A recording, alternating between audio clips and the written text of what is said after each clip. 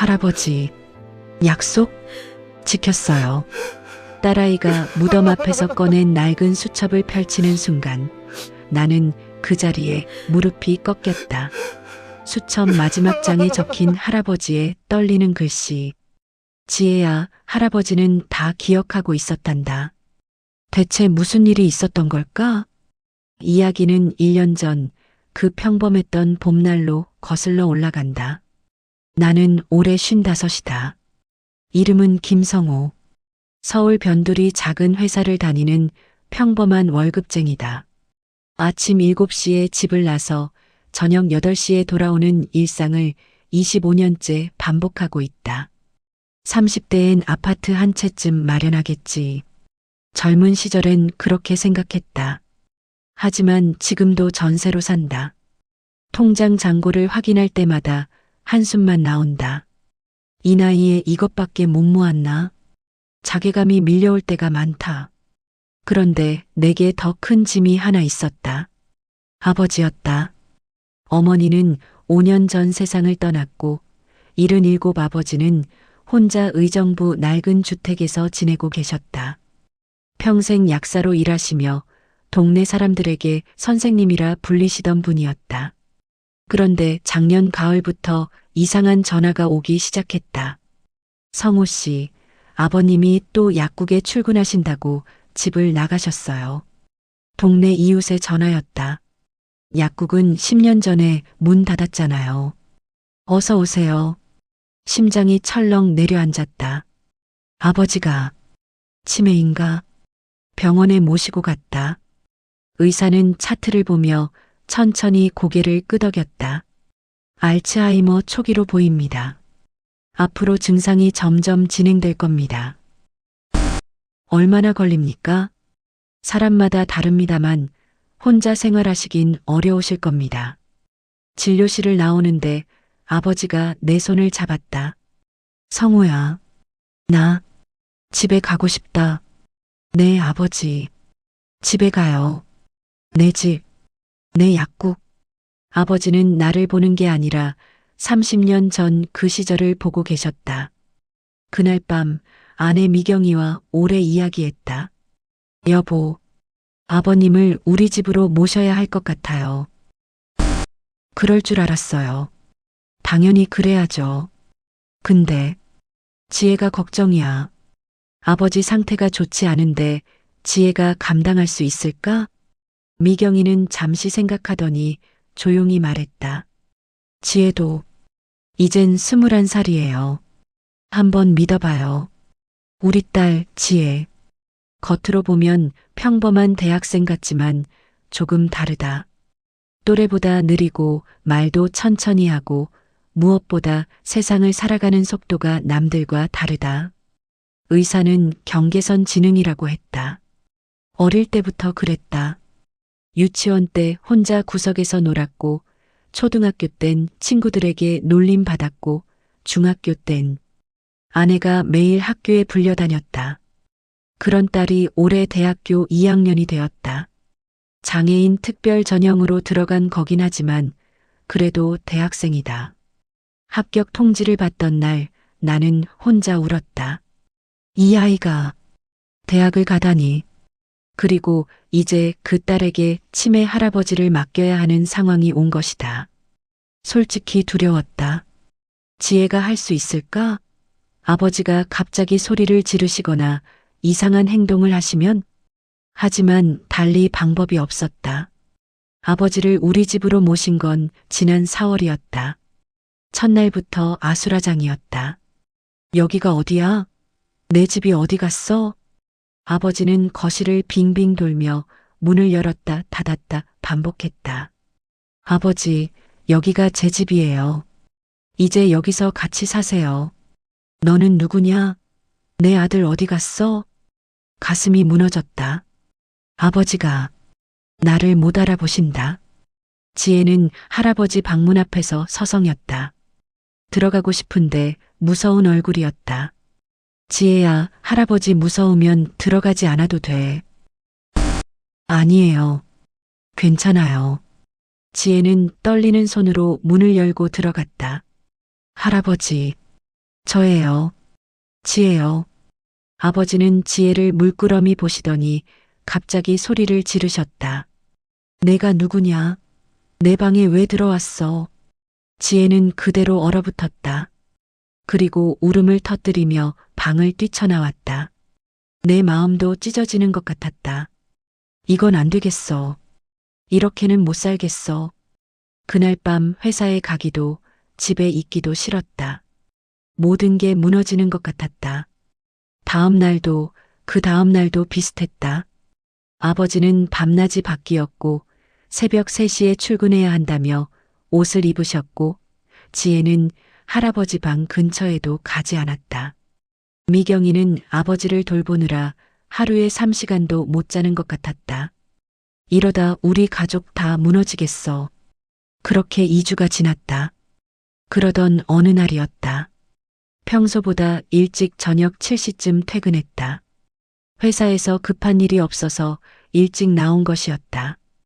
현관문을 열고 들어섰는데 이상하게 조용했다. 뭐야? 다들 어디 갔나? 부엌에 미경이가 저녁 준비를 하고 있었다. 당신 오늘 일찍 왔네요? 응.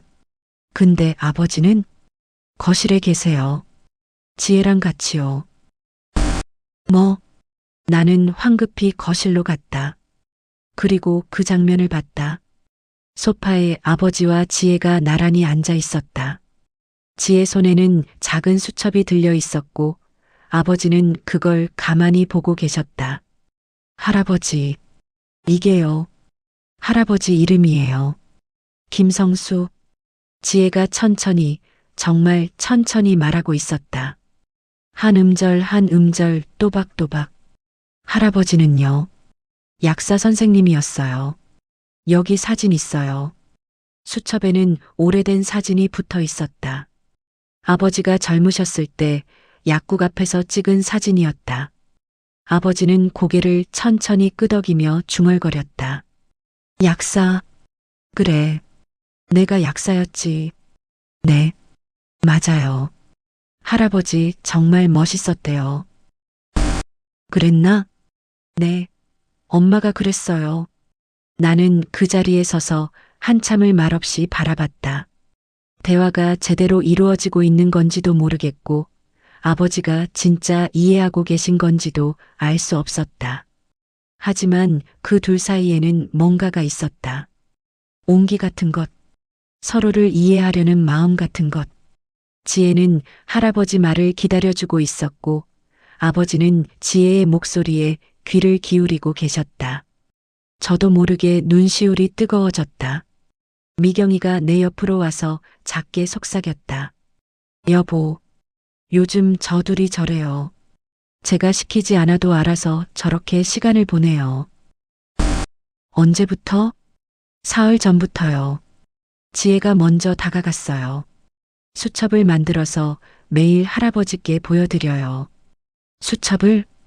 네. 할아버지가 기억할 수 있는 것들을 적어둔 거래요. 이름, 가족, 옛날 이야기. 나는 아무 말도 할 수 없었다. 우리 딸이 느리다고만 생각했던 그 아이가 이런 걸 하고 있었다니. 그날 저녁 식사 시간이었다. 아버지가 숟가락을 들려고 하시는데 손이 떨려서 국그릇을 엎으실 것 같았다. 그런데 지혜가 아주 자연스럽게 아버지 옆으로 가더니 아버지 손을 잡고 같이 숟가락을 들었다. 할아버지, 천천히. 이렇게요. 아버지는 웃으셨다. 환하게. 그래. 고맙구나. 우리 손녀.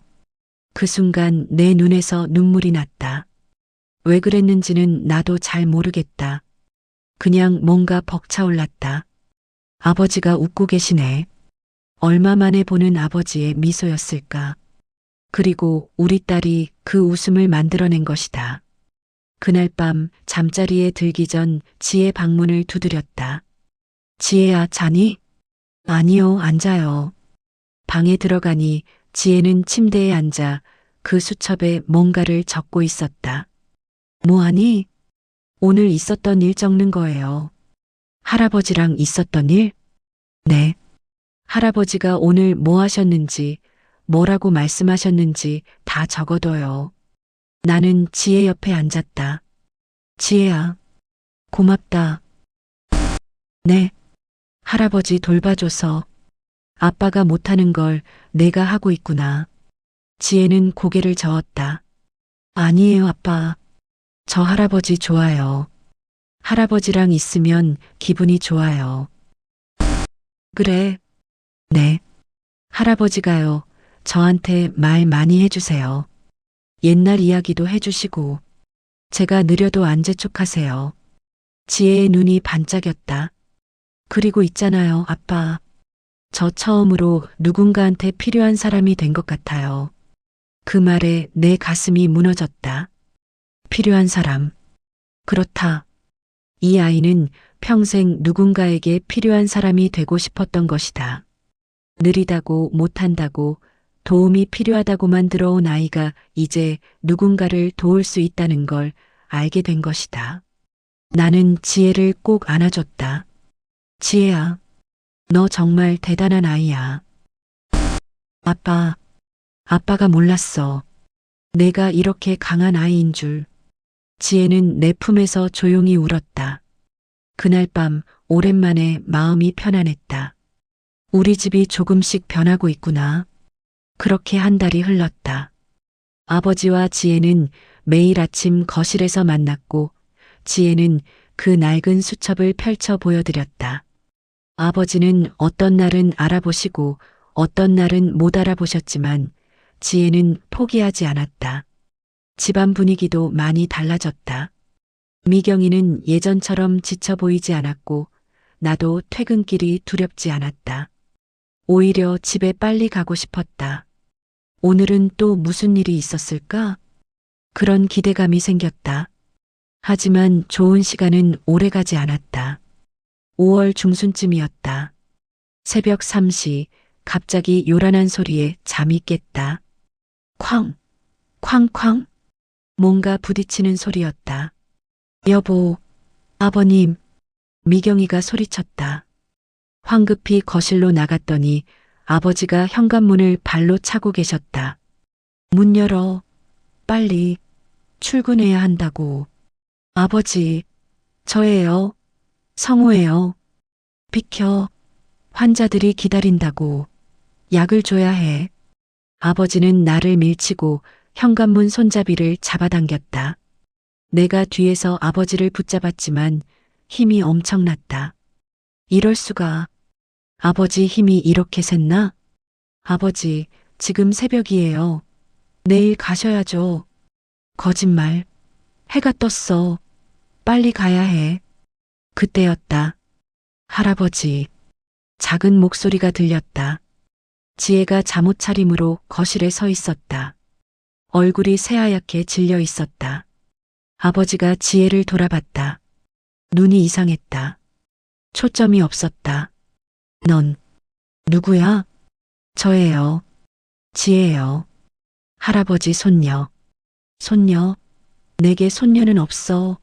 너 누구야? 우리 집에 왜 들어왔어? 아버지가 지혜에게 다가갔다. 나는 황급히 아버지를 붙잡았다. 아버지, 정신 차리세요.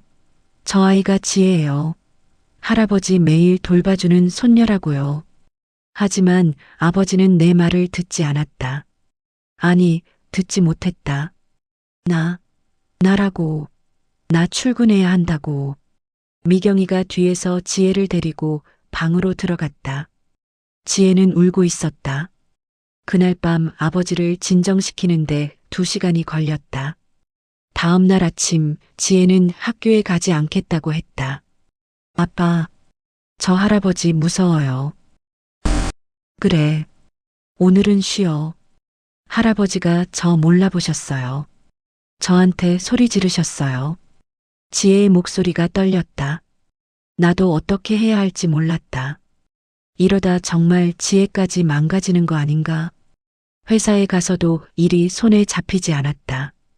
점심시간에 미경이한테 전화가 왔다. 여보, 병원에 가봐야 할 것 같아요. 아버지 상태가 더 안 좋아진 거야? 네. 아침에 깨셨는데 절 못 알아보세요. 저한테 당신 누구요? 라고 하시더라고요. 그리고 화장실도 못 찾으세요. 방 안에서 헤매고 계세요. 가슴이 내려앉았다. 아버지가 점점 멀어지고 계신다. 그날 저녁 일찍 퇴근해서 아버지를 병원에 모시고 갔다. 의사는 MRI 사진을 보여주며 말했다. 증상이 예상보다 빠르게 진행되고 있습니다. 해마 부분의 위축이 심해졌어요. 그럼 어떻게 해야 합니까? 약물 치료를 강화하고 무엇보다 안전사고에 주의하셔야 합니다. 환자가 밤에 집을 나갈 수도 있고 가스불을 켜놓고 잊을 수도 있습니다. 선생님, 솔직히 여쭤봐도 될까요? 말씀하세요. 아버지가 언젠가는 저를 완전히 못 알아보는 날이 오는 건가요? 선생님은 잠시 침묵하시더니 천천히 고개를 끄덕였다. 네. 대부분의 환자가 그렇습니다. 가족의 얼굴을, 이름을, 그리고 결국엔 자기 자신까지 잊게 됩니다. 진료실을 나오는 길, 아버지는 내 손을 잡고 물었다. 성우야, 나 많이 아픈 거냐? 순간 목이 메었다. 아버지가 지금은 나를 알아보신다. 아니에요, 아버지. 괜찮으세요. 거짓말. 나 요즘 이상해. 기억이 안 나. 미안하다. 너한테 짐이 돼서. 아버지, 그런 말씀 마세요. 나 빨리 죽어야 하는데. 그 말에 나도 모르게 걸음을 멈췄다. 아버지, 그게 무슨 말씀이세요? 너희들 힘들게 하는 게 미안해서. 차라리 나는 아버지를 꼭 안아드렸다. 한복판 복도에서 아버지, 그런 말씀 절대 하지 마세요. 아버지는 저한테 짐이 아니에요. 절대로. 하지만 내 목소리는 떨리고 있었다. 짐이 아니라고 했지만 정말 그럴까? 마음 한구석에서 비수 같은 생각이 올라왔다. 이러다 우리 가족 다 무너지는 거 아닌가? 지혜도 무서워하고 미경이도 한계고 나도 모르겠어. 집으로 돌아오는 차 안, 아버지는 창밖을 멍하니 바라보고 계셨다. 성우야. 네, 아버지. 내가 약사였지? 네. 40년 넘게 하셨어요. 그래. 약사. 근데 기억이 안 나. 환자들 얼굴도 기억 안 나. 약국이 어디 있었는지도. 아버지의 목소리가 점점 작아졌다. 나 뭐 했던 사람이지? 왜 아무것도 기억이 안 날까? 나는 대답할 수가 없었다. 목이 막혀서 말이 나오지 않았다. 아버지가 아버지 자신을 잊어가고 계신다. 집에 도착했을 때 지혜가 현관에서 기다리고 있었다. 할아버지 오셨어요? 지혜는 여전히 무서워하면서도 할아버지를 맞이했다. 아버지는 지혜를 보시더니 고개를 갸웃거렸다. 넌 누구지? 지혜의 얼굴이 일그러졌다. 저 지혜예요. 할아버지 손녀. 지혜? 우리 집에 지혜라는 애가 있었나? 지혜는 그 자리에서 울음을 터뜨렸다. 할아버지, 저예요. 매일 수첩같이 보던 손녀라고요. 하지만 아버지는 고개를 저었다. 미안한데, 나 너 모르겠어. 지혜는 방으로 뛰어들어갔고 문을 쾅 닫았다. 나는 그 자리에 서서 무너졌다. 이제 어떻게 해야 하지? 그날 밤 지혜 방 앞을 지나가는데 안에서 소리가 들렸다.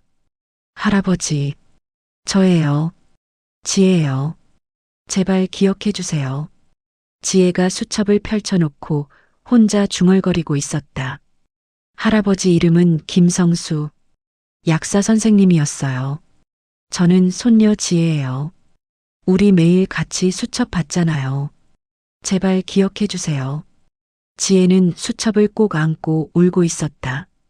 문을 열고 들어가고 싶었지만 발이 떨어지지 않았다. 내가 뭐라고 위로해줘야 하지? 괜찮다고? 할아버지가 곧 나아진다고? 그런 거짓말을 할 수는 없었다. 나는 그냥 문 앞에 주저앉았다. 그리고 혼잣말을 했다. 미안하다, 지혜야. 아빠가 아무것도 해줄 수 없어서. 다음 날 새벽 또 소란이 일었다. 이번엔 아버지가 부엌에서 칼을 들고 계셨다. 도둑이야, 도둑. 우리 집에 도둑이 들었어. 미경이가 겁에 질려 뒤로 물러섰다. 아버님, 저예요. 며느리예요. 거짓말. 넌 누구야? 왜 우리 집에 있어? 나는 급히 아버지에게 다가가 칼을 빼앗았다. 아버지가 저항하셨지만 어떻게든 칼을 빼앗았다. 아버지, 정신 차리세요. 여긴 우리 집이에요. 우리 집? 여기가 내 집이라고? 거짓말하지 마. 아버지는 내 손을 뿌리치고 거실을 헤맸다. 내 집 어디 갔어? 내 약국 어디 갔어? 다들 내 걸 훔쳐갔어. 그 모습을 본 지혜가 문틈으로 보고 있었다. 지혜는 온몸을 떨고 있었다. 나는 그 순간 결심했다. 이건 안 되겠어. 전문 요양시설을 알아봐야겠어. 아버지를 방으로 모시고 미경이와 거실에서 마주 앉았다. 여보, 요양원을 알아봐야 할 것 같아요.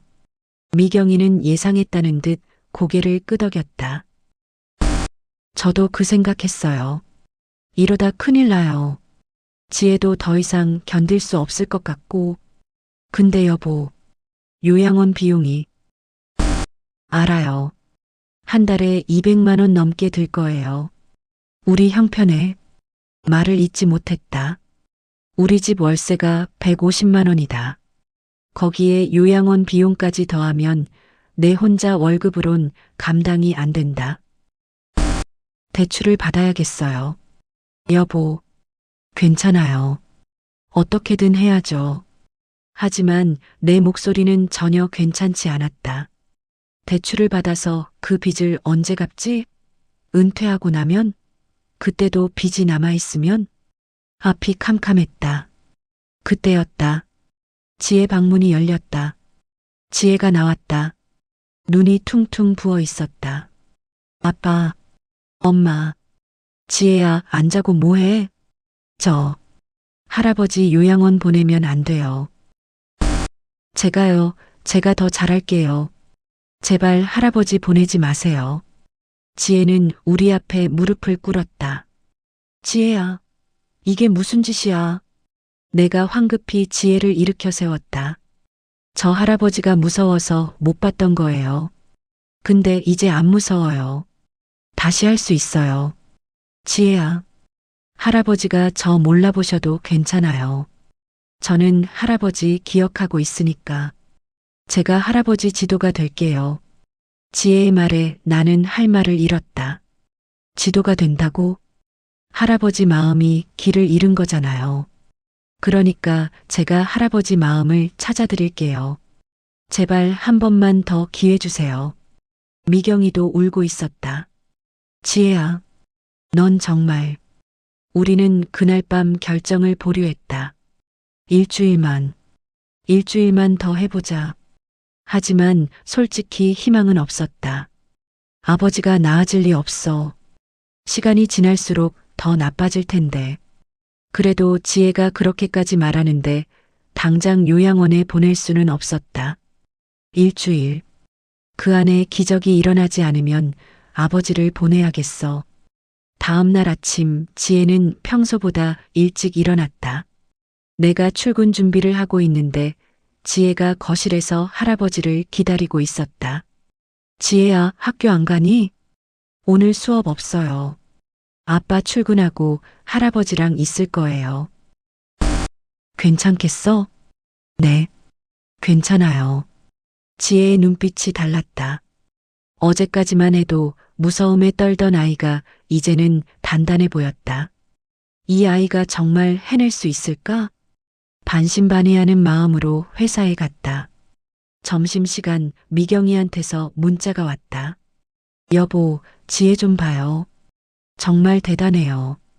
사진이 첨부되어 있었다. 지혜가 할아버지 손을 잡고 거실을 천천히 걷고 있는 모습이었다. 아버지는 지혜를 따라 조심스럽게 발을 떼고 계셨다. 뭐 하는 거예요? 산책 연습이래요. 집안에서요. 지혜가 할아버지 다리 힘이 약해지면 안 된다고 하면서 30분째 같이 걷고 있어요. 가슴이 뭉클했다. 우리 딸이 저렇게까지. 퇴근하고 집에 돌아왔을 때 지혜는 식탁에 앉아 뭔가를 열심히 쓰고 있었다. 뭐하니? 새로운 수첩이요. 보니까 예전 수첩보다 훨씬 두꺼운 노트였다. 예전 거는 작아요. 이제 더 많이 적어야 해서 새로 샀어요. 지혜가 펼쳐 보여준 노트에는 빼곡하게 글씨가 적혀 있었다. 할아버지 일과표, 아침 7시 기상, 세수, 양치, 아침 8시 아침 식사, 아침 9시 수첩 보기 15분, 아침 10시 집 안산책 30분, 오전 11시 옛날 사진 보기, 점심 12시 점심 식사. 이게 다 뭐야? 할아버지 스케줄이에요. 매일 똑같이 하면 할아버지가 기억하기 쉬울 것 같아서요. 그리고요, 여기 봐요. 지혜가 다른 페이지를 펼쳤다. 할아버지가 좋아하는 것들, 트로트 음악 특히 나오나, 옛날 흑백 사진, 산책, 딸기 과일 중에 제일 좋아하심, 손녀 지혜 제일 좋아하심, 마지막 줄을 보고 웃음이 나왔다. 손녀 지혜가 제일이래? 네, 할아버지가 그러셨어요. 어제 제 손 잡으시면서 손녀가 제일 예쁘다고. 할아버지가 널 알아보셨어? 아니요. 근데 손은 잡아주셨어요. 지혜는 웃었다. 할아버지가 제 이름은 몰라도 돼요. 그냥 제 손만 잡아주시면 그걸로 충분해요. 나는 지혜를 물끄러미 바라봤다. 이 아이가 언제 이렇게 컸지? 그날 저녁 온 가족이 거실에 모였다. 아버지도 함께였다. 지혜가 준비한 프로그램이 있다고 했다. 오늘은요, 할아버지 옛날 이야기 듣는 날이에요. 지혜는 오래된 앨범을 꺼냈다. 할아버지, 이거 봐요. 이게 할아버지 약국이에요. 흑백 사진이었다. 아버지가 30 되었을 때 약국 개업식 날 찍은 사진이었다. 아버지는 사진을 한참 들여다보셨다. 이게 내 약국? 네. 의정부에 있었어요. 의정부. 할아버지 여기서 40년 넘게 일하셨어요. 정말 멋있었대요. 아버지는 천천히 고개를 끄덕였다. 그랬나? 40년. 네. 그리고요, 할아버지 환자분들이 할아버지 정말 좋아했대요. 할아버지 약 주실 때 정말 친절하셨대요. 친절했다고? 네. 엄마한테 들었어요. 아버지의 눈가가 촉촉해졌다. 나 좋은 약사였나? 네. 최고의 약사셨어요. 그날 저녁 아버지는 평소보다 말씀을 많이 하셨다. 물론 같은 말을 반복하기도 하고 엉뚱한 이야기를 하기도 하셨지만 그래도 아버지는 웃고 계셨다. 그 모습을 보며 나는 생각했다. 일주일 더 지켜보자. 지혜를 믿어보자. 사흘이 지났다. 지혜의 계획은 놀라울 정도로 효과가 있었다.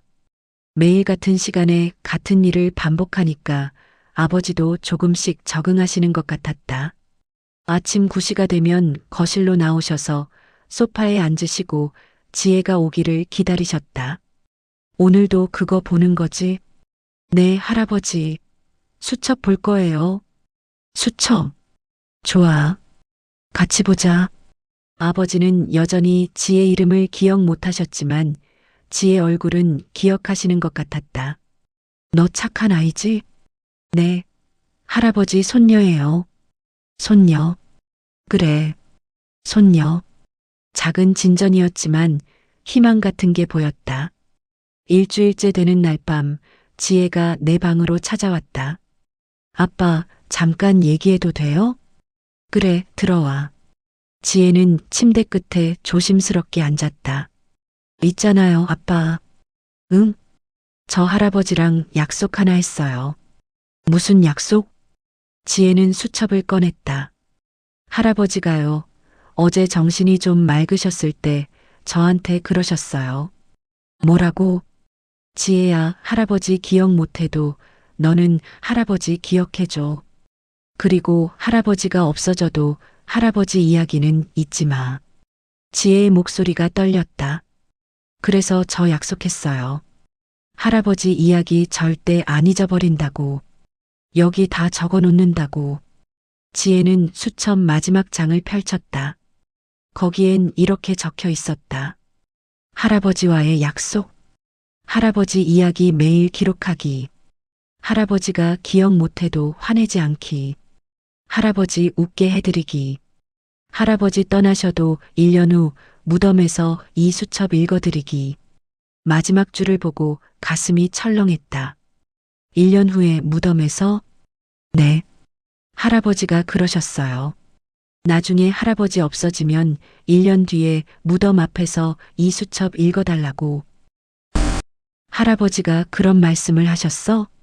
네. 할아버지가 그때는 할아버지가 다 들을 수 있을 거야 라고 하셨어요. 나는 할 말을 잃었다.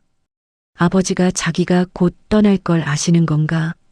아빠, 저 이 약속 꼭 지킬 거예요. 그래. 그러니까 할아버지 요양원 보내지 말아요. 제발. 지혜는 내 손을 꼭 잡았다. 저 할 수 있어요. 할아버지 끝까지 돌볼 수 있어요. 믿어주세요. 나는 지혜를 안아줬다. 알았어. 아빠가 믿을게. 그날 밤 미경이와 다시 이야기했다. 여보, 요양원 이야긴 일단 접어요. 정말요? 네. 지혜가 정말 열심히 하고 있잖아요. 그리고 조금씩 효과도 있는 것 같고. 근데 언제까지 이럴 수 있을까요? 아버님 상태가 더 나빠지면. 그때 가서 다시 생각해요. 지금은 지혜를 믿어보자고요. 미경이는 한숨을 쉬었다. 알았어요. 당신이 그렇게 말하니까 믿어볼게요. 하지만 우리 둘 다 알고 있었다. 이건 시간 문제일 뿐이라는 걸. 그로부터 보름이 더 흘렀다. 아버지 상태는 좋아지지도 나빠지지도 않았다. 어떤 날은 지혜를 알아보시고 어떤 날은 못 알아보셨다. 하지만 변하지 않는 게 하나 있었다. 매일 아침 9시 아버지는 소파에 앉아 지혜를 기다리셨고 지혜는 절대 빠짐없이 할아버지 곁에 있었다는 것. 그 모습을 보면서 나는 조금씩 깨닫기 시작했다. 이게 기적이 아닐까? 완치는 아니지만 아버지가 웃고 계시다는 것. 지혜가 행복해한다는 것. 우리 가족이 함께 있다는 것. 그것만으로도 충분히 기적인지 모른다고. 어느 날 저녁 지혜가 물었다. 아빠, 기적이 뭐예요? 기적? 갑자기 왜? 친구가 할아버지 병 낫게 하려면 기적이 필요하대요. 근데 저는 할아버지 병 안 나아도 괜찮아요. 그래. 네. 할아버지가 저보고 웃어주시는 것만으로도 이미 기적이에요. 지혜는 환하게 웃었다. 그리고요, 아빠. 저 요즘 너무 행복해요. 행복해? 네. 제가요, 할아버지한테 필요한 사람이잖아요. 그게 너무 좋아요. 그 말을 듣고 나는 또 울컥했다. 이 아이에게 이게 행복이구나. 누군가에게 필요한 사람이 되는 것. 그게 우리 딸이 평생 원하던 거였다. 6월이 되었다. 아버지를 모신 지 2달째였다. 어느 날 아침 이상한 일이 일어났다. 아버지가 평소보다 일찍 일어나셔서 거실로 나오셨다. 그리고는 창밖을 물끄러미 바라보고 계셨다. 아버지, 왜 그러세요? 성우야. 또렷한 목소리였다. 네, 아버지. 오늘 날씨가 참 좋구나. 네. 좋네요. 나 산책 좀 가고 싶은데 같이 갈래? 순간 심장이 두근거렸다. 아버지가 나를 알아보신다. 네. 같이 가요. 아버지와 함께 아파트 단지를 걸었다. 아버지는 내 팔을 잡고 천천히 발을 옮기셨다. 성호야.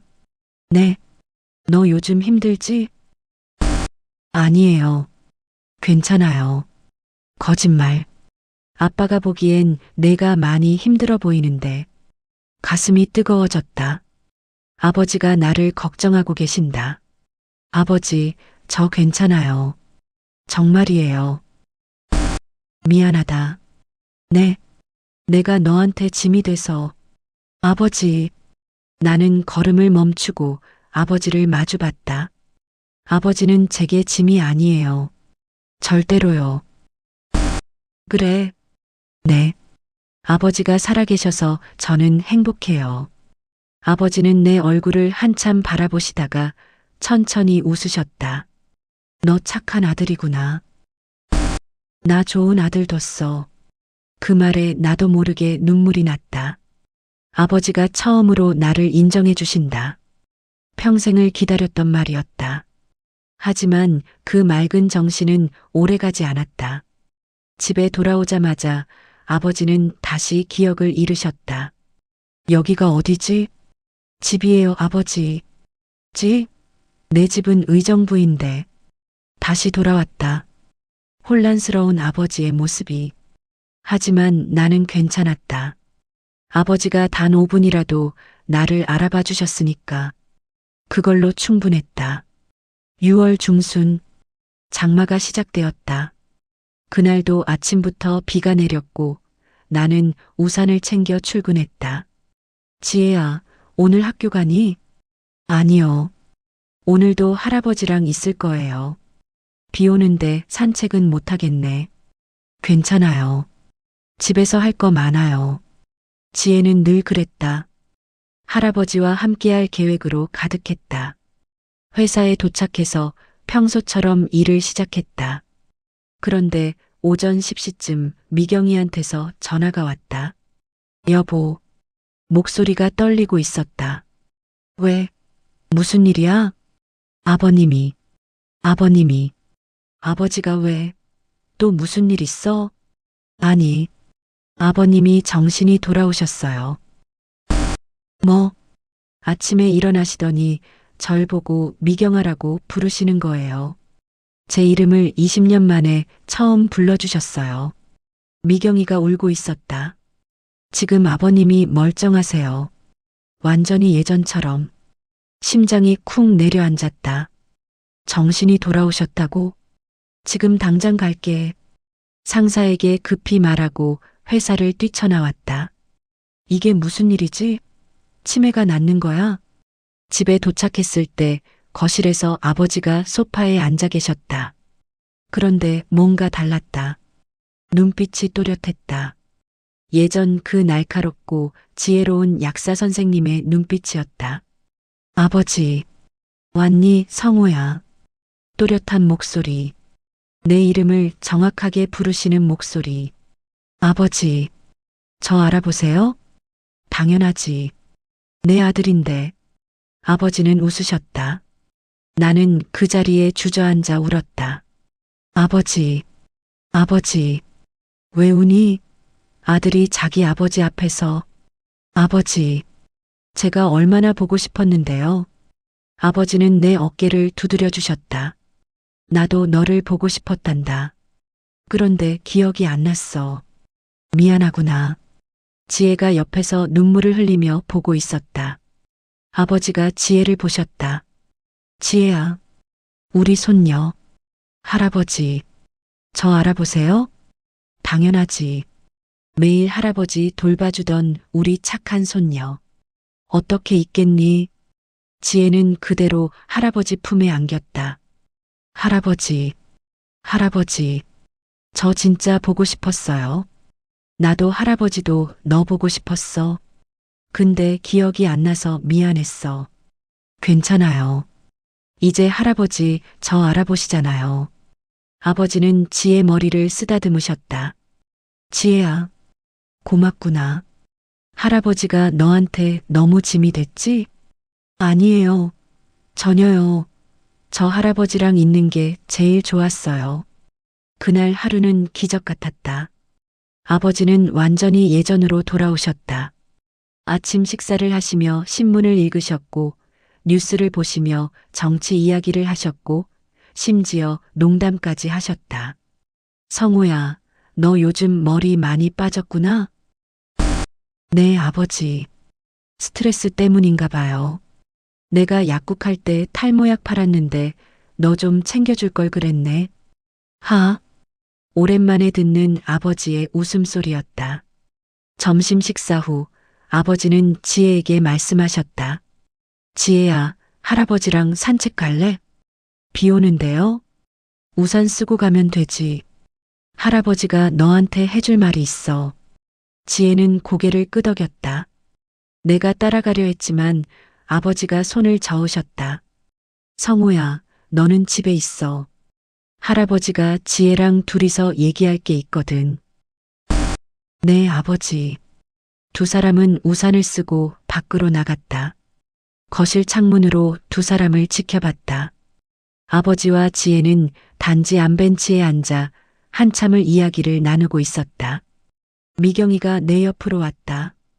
여보, 무슨 얘기를 그렇게 하실까요? 모르겠어요. 아버님, 오늘 하루만 이러시는 거겠죠? 아마도요. 가슴이 아팠다. 이게 마지막 일지도 몰라. 1시간쯤 지나서 두 사람이 돌아왔다. 지혜의 눈이 빨갛게 부어 있었다. 지혜야, 울었니? 아니에요. 하지만 분명 울었다. 할아버지랑 무슨 얘기했어? 비밀이에요. 지혜는 방으로 들어가 버렸다. 저녁 식사 시간. 온 가족이 둘러앉았다.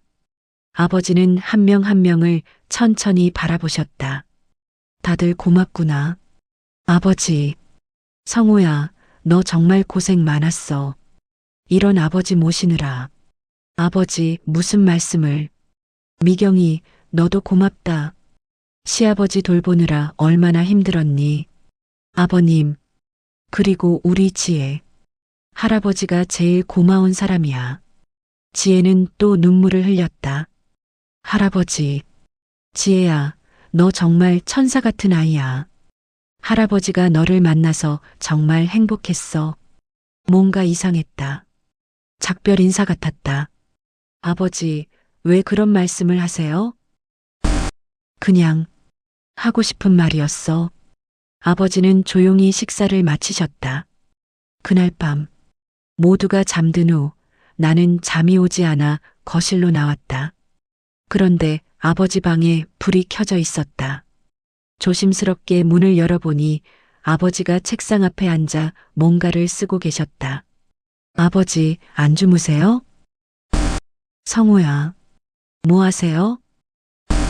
편지를 쓰고 있어. 편지요? 응. 지혜한테 남길 편지. 가슴이 철렁 내려앉았다. 아버지, 왜 갑자기? 아버지는 펜을 내려놓으시고 나를 보셨다. 성우야, 아버지가 솔직하게 말할게. 네. 오늘 기적처럼 정신이 돌아왔어. 근데 이게 오래가지 못할 거야. 아버지, 아버지가 느껴. 이미 다시 흐려지고 있어. 아마 내일 아침이면. 아버지 목소리가 떨렸다. 그래서 정신이 있을 때 하고 싶은 말을 다 해두고 싶었어. 성우야, 너 평생 아버지한테 미안해했지? 네. 20대 때 사업 실패한 거 아직도 미안해하고 있지? 나는 고개를 끄덕였다. 아버지, 그때 5천만 원을. 아들아. 아버지가 내 손을 잡으셨다. 아버지는 단 한 번도 너를 원망한 적 없어. 아버지, 오히려 미안했어. 내가 더 도와주지 못해서, 너를 더 믿어주지 못해서. 아버지, 너는 좋은 아들이야. 정말 자랑스러운 아들이야. 눈물이 왈칵 쏟아졌다. 아버지, 저, 울지 마. 아버지가 진심으로 하는 말이야. 아버지는 나를 꼭 안아주셨다. 너는 잘했어. 정말 잘 살았어. 그날 밤 아버지와 나는 새벽까지 이야기를 나눴다. 쌓였던 모든 이야기들을. 다음 날 아침, 아버지가 늦게 일어나셨다. 거실로 나오신 아버지는 다시 돌아가셨다. 여기가 어디지? 집이에요, 아버지. 너는 누구야? 저 성우예요. 아드님이요. 아버지는 고개를 갸웃거리셨다. 성우? 내게 아들이 있었나? 가슴이 무너졌지만 나는 웃었다. 괜찮아. 어제 모든 얘기를 다 나눴으니까. 지혜도 학교에서 돌아와 할아버지를 봤다. 할아버지, 저예요. 너는? 지혜요? 손녀. 모르겠는데. 지혜는 슬퍼 보였지만 금방 웃었다. 괜찮아요. 제가 다시 알려드릴게요. 수첩 봐요, 할아버지. 지혜는 수첩을 펼쳤다. 그런데 그날 저녁 지혜 방에서 이상한 소리가 들렸다. 조심스럽게 문을 열어보니 지혜가 수첩 마지막 장을 보고 있었다. 그리고 울고 있었다. 지혜야, 왜 울어? 아빠, 할아버지가 편지를. 편지? 지혜가 수첩을 보여줬다. 마지막 장에 아버지의 떨리는 글씨로 뭔가가 적혀 있었다. 우리 지혜에게. 할아버지는 다 기억하고 있었단다. 내가 매일 해준 이야기들, 내가 잡아준 따뜻한 손, 내가 불러준 노래, 단 하루도 빠짐없이. 할아버지 가슴속엔 다 남아 있었어. 비록 머리는 잊어버려도 가슴은 기억하고 있었단다. 지혜야, 너는 할아버지 인생의 마지막 선물이었어. 너 같은 손녀를 둬서 할아버지는 정말 행복했단다. 그리고 성호야, 내 아들아, 너는 최고의 아들이었어. 아버지가 자랑스럽다. 1년 후 할아버지 무덤 앞에서 이 수첩을 읽어주렴. 그때는 할아버지가 다 들을 수 있을 거야. 사랑한다, 우리 가족들. 할아버지 김성수. 나는 그 자리에 주저앉았다. 아버지가 다 알고 계셨구나. 모든 걸 기억하고 계셨어. 지혜가 내 옆에 앉아 같이 울었다. 아빠, 할아버지 다 알고 계셨대요. 그래. 저는 할아버지가 절 기억 못 하시는 줄 알았는데 할아버지는 다 기억하고 계셨어. 우리는 한참을 그렇게 울었다. 그날 밤 나는 아버지 방 앞에 서 있었다.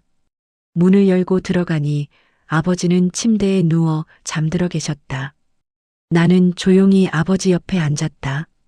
아버지, 저 이제 알겠어요. 아버지가 얼마나 저를 사랑하셨는지. 미안했어요. 그리고 감사했어요. 아버지는 잠결에 중얼거리셨다. 성호, 아들. 그리고는 다시 깊은 잠에 빠지셨다. 나는 아버지 손을 꼭 잡았다. 아버지, 제가 끝까지 곁에 있을게요. 6월이 지나고 7월이 왔다. 장마가 끝나고 무더운 여름이 시작되었다. 아버지의 상태는 점점 더 나빠졌다. 그날 맑은 정신으로 편지를 남기신 후 아버지는 급격하게 쇠약해지셨다. 밥을 잘 드시지 못하셨고 말씀도 거의 하지 않으셨고 하루 종일 누워만 계셨다. 병원에서는 말했다. 이제 시간이 얼마 남지 않으신 것 같습니다. 얼마나요? 길어야 한 달. 7월 15일. 새벽 4시쯤이었다. 미경이가 나를 깨웠다. 여보, 여보. 아버님이. 잠에서 깨어 아버지 방으로 갔다. 아버지는 조용히 누워 계셨다. 숨을 쉬고 계셨지만 너무 약하게, 너무 천천히. 아버지. 아버지는 눈을 뜨지 못하셨다. 119를 불렀다. 병원 응급실. 의사가 나왔다. 보호자분 계십니까? 네, 저요. 환자분이 지금 의식이 거의 없으신 상태입니다. 심장도 많이 약해지셨고요. 그럼 오늘 밤을 넘기기 어려울 수도 있습니다. 가족분들 연락하시는 게 좋겠습니다. 무릎이 꺾였다. 아버지가 돌아가신다. 중환자실암. 온 가족이 모였다. 지혜는 벽에 기대선 채로 멍하니 있었고 미경이는 계속 눈물을 닦았고 군대에서 급히 나온 아들 민준이도 와 있었다. 아빠, 할아버지 많이 안 좋으신 거예요? 민준이가 물었다. 응, 돌아가시는 거예요? 그런 것 같다. 민준이도 눈물을 흘렸다. 할아버지, 마지막으로 뵙지도 못했는데 1시간에 한 번씩 5분씩만 면회가 허락되었다. 첫 번째 면회. 내가 들어갔다. 아버지는 산소호흡기를 끼고 누워 계셨다. 눈을 감고 계셨고 온몸에 선이 연결되어 있었다. 아버지. 아버지는 대답이 없으셨다. 아버지. 저예요. 성우예요. 아버지의 손을 잡았다. 차가웠다. 아버지. 제발 눈 좀 떠주세요. 하지만 아버지는 움직이지 않으셨다. 5분이 지나고 간호사가 들어왔다. 시간 되셨습니다. 조금만 더요. 죄송합니다. 규정이라서요. 밖으로 나올 수밖에 없었다. 두 번째 면회. 미경이가 들어갔다. 5분 후 나온 미경이는 눈이 퉁퉁 부어 있었다. 아버님이 아무 말씀도 안 하세요. 손도 안 움직이시고. 세 번째 면회. 민준이가 들어갔다. 할아버지, 저 민준이에요. 할아버지 손자. 민준이의 목소리가 문틈으로 새어나왔다. 할아버지, 저 군대 잘 다녀올게요. 그러니까 조금만 더 계세요. 5분 후 민준이가 나왔다. 남자애가 소리내어 울고 있었다. 네 번째 면회. 지혜의 차례였다. 지혜는 떨리는 손으로 중환자실 문을 열었다. 우리는 밖에서 지켜봤다. 지혜가 할아버지 곁에 앉았다. 수첩을 꺼냈다. 그리고 조용히 읽기 시작했다. 할아버지, 저예요. 지혜예요. 오늘도 수첩 볼까요? 할아버지 이름은 김성수. 77살. 할아버지는 약사 선생님이었어요. 정말 훌륭한 분이셨어요. 지혜의 목소리가 떨렸다. 할아버지는 저를 제일 사랑해 주셨어요. 저는 할아버지가 제일 좋았어요. 할아버지, 안 가시면 안 돼요? 지혜가 할아버지 손을 잡고 엎드려 울었다. 할아버지, 저 아직 할아버지랑 하고 싶은 거 많아요. 같이 산책도 가야 하고, 사진도 더 봐야 하고. 할아버지, 제발 눈 떠주세요. 하지만 아버지는 움직이지 않으셨다. 5분이 지났고 지혜가 나왔다. 지혜는 내 품에 안겨 소리내어 울었다. 아빠, 할아버지가 대답을 안 해요. 제 목소리 못 듣는 것 같아요. 괜찮아. 지혜야. 할아버지는 다 들으실 거야. 아니에요. 할아버지, 저 못 알아보세요. 제 손도 안 잡아주세요. 지혜는 한참을 울었다. 그날 밤, 의사가 다시 나왔다. 환자분이 위급합니다. 혈압이 계속 떨어지고 있어요. 그럼 이번이 마지막일 수도 있습니다. 모두 들어가 보시는 게. 온 가족이 중환자실로 들어갔다. 아버지는 더 약해져 계셨다. 심장 박동 소리가 점점 느려지고 있었다. 비. 아버지, 저예요. 성우예요. 아버님, 며느리예요. 할아버지, 손자 민준이에요. 할아버지, 지혜예요. 우리는 아버지를 둘러싸고 손을 잡았다. 아버지, 사랑해요. 아버님, 고맙습니다. 할아버지, 존경해요. 할아버지, 보고 싶을 거예요. 그때였다. 아버지의 손가락이 미세하게 움직였다. 아버지. 아버지의 눈꺼풀이 떨렸다. 그리고 천천히 눈을 뜨셨다. 아버지. 아버지는 우리를 하나하나 바라보셨다. 흐릿한 눈으로. 하지만 분명히 우리를 보셨다. 그리고 아주 작은 목소리로 말씀하셨다. 고맙다, 아버지. 다들 고맙고 행복했어. 아버지의 입가에 미소가 번졌다. 그리고 그대로 눈을 감으셨다. B 마이너스 마이너스 마이너스 마이너스 마이너스 마이너스 마이너스 마이너스 마이너스 마이너스. 심장 박동 소리가 일직선이 되었다. 아버지, 아버지. 의료진이 달려들었다. 하지만 2024년 7월 16일 새벽 2시 37분. 아버지는 그렇게 우리 곁을 떠나셨다. 장례식장, 3일장으로 치렀다. 많은 사람이 왔다.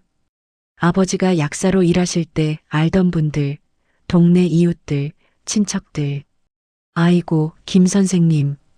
좋은 분이셨는데. 약 지어주실 때 정말 친절하셨는데. 이렇게 가시다니. 조문객들이 하나둘 다녀갔다. 나는 상주로 앉아서 절을 받았다. 머리가 멍했다. 아버지가 정말 돌아가셨구나. 실감이 나지 않았다. 지혜는 빈소 한 구석에 앉아서 수첩을 보고 있었다. 그 낡은 수첩을. 지혜야. 응? 괜찮니? 아니요. 안 괜찮아요. 지혜는 눈물을 뚝뚝 흘리며 말했다. 할아버지 너무 보고 싶어요. 할아버지 목소리 또 듣고 싶어요. 할아버지 손 또 잡고 싶어요. 할아버지 왜 가셨어요? 나는 지혜를 안아줄 수밖에 없었다. 할아버지는 행복하셨을 거야. 지혜 덕분에. 정말요? 응. 마지막에 웃으셨잖아. 그건 행복하셔서 그런 거야. 지혜는 고개를 끄덕였다. 아빠, 저 1년 후에 할아버지 무덤 가서 수첩 읽어드릴 거예요. 응. 약속했으니까 꼭 지킬 거예요. 그래. 꼭 지키자. 장례 3일째. 발이 나는 날이었다. 영구차가 도착했고 아버지의 관이 실렸다. 화장장으로 가는 길. 차 안에서 아무도 말이 없었다. 지혜만 가만히 수첩을 쓰다듬고 있었다. 지혜야, 뭐하니? 할아버지한테 마지막으로 쓰는 글이에요. 무슨 글? 할아버지 잘 가세요. 사랑해요. 1년 후에 꼭 올게요. 그런 거요. 지혜는 떨리는 손으로 수첩에 뭔가를 적었다. 2024년 7월 16일. 할아버지가 하늘로 가신 날. 할아버지, 아프지 마세요. 저 1년 후에 갈게요. 약속 지킬게요. 사랑해요, 할아버지. 손녀 지혜. 화장이 끝나고 아버지의 유골함을 받았다. 작은 함 안에 아버지의 일생이 담겨 있었다. 납골당에 모시고 차례상을 차렸다. 지혜가 말했다. 할아버지, 여기 계실 거예요? 응, 여기 계실 거야. 1년 후에 오면 할아버지 제 목소리 들으실 수 있어요? 들으실 거야. 분명히. 지혜는 유골함 앞에 무릎을 꿇고 말했다. 할아버지, 저 1년 후에 올게요. 수첩 가지고 올게요. 기다리고 계세요. 그 모습을 보며 나도 아버지께 말씀드렸다. 아버지, 편히 쉬세요. 그리고 사랑합니다. 집으로 돌아오는 길. 집은 너무 조용했다. 아버지 방은 비어 있었고, 아버지 신발은 현관에 그대로 있었고, 아버지가 쓰시던 안경은 거실 테이블에 놓여 있었다. 여보, 아버님 물건들 어떻게 하죠? 그냥 둬요. 당분간은. 네. 그날 밤, 지혜는 할아버지 방에서 잤다. 지혜야, 거기서 자면 슬프지 않니? 아니요. 여기서 자면 할아버지 냄새가 나요. 할아버지랑 같이 있는 것 같아요. 지혜는 할아버지 이불을 꼭 안고 잠들었다. 나는 지혜를 보며 또 울었다. 이 아이가 얼마나 할아버지를 사랑했을까. 아버지가 떠나신 후 일주일. 지혜는 말을 잃었다. 학교도 가지 않고 밥도 잘 먹지 않고 하루 종일 방에만 있었다. 지혜야, 밥 먹자. 배 안 고파요. 그래도 먹어야지. 싫어요. 미경이가 걱정스럽게 말했다. 여보, 지혜가 너무 걱정돼요. 이러다 우울증 오는 거 아니에요? 나도 걱정이야. 병원 가봐야 하는 거 아니에요? 조금 더 지켜보자. 시간이 필요할 거야. 하지만 나도 확신이 없었다. 2주가 지났다. 지혜는 여전히 방에만 있었다. 어느 날 내가 지혜 방문을 열었다. 지혜는 침대에 누워 천장을 바라보고 있었다. 지혜야. 응. 할아버지 많이 보고 싶지? 응. 아빠도 많이 보고 싶어. 근데 지혜야. 할아버지가 저 하늘에서 보고 계실 텐데 지혜가 이렇게 슬퍼하면 할아버지도 슬프실 것 같아. 지혜가 나를 돌아봤다. 할아버지 보고 계세요? 응. 분명히. 그럼 제가 웃으면 할아버지도 기뻐하세요? 당연하지. 지혜는 천천히 일어나 앉았다. 아빠, 저 1년 후까지 잘 지내야겠어요. 응? 할아버지한테 보여드려야 하잖아요. 제가 잘 지내고 있다고. 그래야 할아버지 안심하시잖아요. 지혜가 수첩을 꺼냈다. 그리고 매일매일 할아버지 이야기 여기에 적을 거예요. 1년 후에 다 읽어드릴 거예요. 나는 지혜를 꼭 안아줬다. 그래. 그렇게 하자. 할아버지 분명히 기뻐하실 거야. 지혜는 내 품에서 말했다. 아빠, 저 이제 밥 먹을게요. 정말? 네. 할아버지가 제가 밥 잘 먹는 거 제일 좋아하셨거든요. 그날부터 지혜는 조금씩 일상으로 돌아왔다. 학교도 다시 다니기 시작했고, 친구들도 만났고, 웃기도 했다. 하지만 매일 밤 지혜는 수첩을 펼치고 뭔가를 적었다. 할아버지에게 들려줄 이야기를. 1년 후를 준비하면서 계절이 바뀌었다. 무더운 여름이 지나고 선선한 가을이 왔다. 아버지가 떠나신 지 3개월이 지났다. 나는 여전히 출퇴근을 반복했고, 미경이는 집안일을 했고, 민준이는 군대로 돌아갔고, 지혜는 학교에 다녔다. 일상은 계속되었다. 하지만 뭔가 비어 있었다. 10월 어느 날, 회사에서 정리해고 통보를 받았다. 김 대리님, 죄송합니다만 이번 구조조정 대상자 명단에. 네. 회사 사정이 안 좋아서요. 3개월치 급여를 위로금으로 드릴 테니. 머리가 하얘졌다. 정리해고. 나를 25년을 다닌 회사였다. 부장님, 제가 뭘 잘못했습니까? 잘못한 게 아니라 나이가. 그리고 최근 실적이. 아버지 돌아가셔서 좀 힘들었던 건데 조금만 시간을 주시면. 죄송합니다. 이미 결정된 사항이라서요. 그날 퇴근길이 아니라 퇴사길이었다. 짐을 챙겨 나오는데 동료들이 눈을 피했다. 나 이제 어떡하지? 집에 돌아왔다. 평소보다 이른 시간이었다. 여보, 왜 이렇게 일찍 왔어요? 미경이가 놀라서 물었다. 회사를 그만뒀어. 네. 무슨 소리예요? 정리해고야. 나 잘렸어. 미경이의 얼굴이 새하얘졌다. 그럼 어떡해요? 월세는? 생활비는? 위로금이 3개월치 나와. 그거라도 있으니까 그동안 다른 직장 알아봐야지. 55에 다른 직장을 어디서. 말이 끊겼다. 우리 둘 다 알고 있었다. 55 나이에 특별한 기술도 없는 사람이 새 직장을 구하는 게 얼마나 어려운지. 그날 밤 잠이 오지 않았다. 어떡하지? 월세 150에 생활비에 지혜 학비에 3개월 위로금으론 턱도 없어. 옆에서 미경이도 뒤척이고 있었다. 여보, 응? 제가 일 나가볼까요? 당신이? 네. 편의점이든 식당이든 뭐라도 해야죠. 미안해. 내가 제대로 못 벌어서. 그런 소리 하지 마요. 우리 같이 이겨내요. 미경이가 내 손을 잡아주었다. 다음 날부터 구직 활동을 시작했다. 인터넷으로 일자리를 검색하고 이력서를 넣었다. 하지만 죄송합니다. 연령대가 저희가 원하는 조건과 경력이 우리 회사랑 맞지 않아서요. 일단 연락드릴게요. 그리고 연락은 오지 않았다.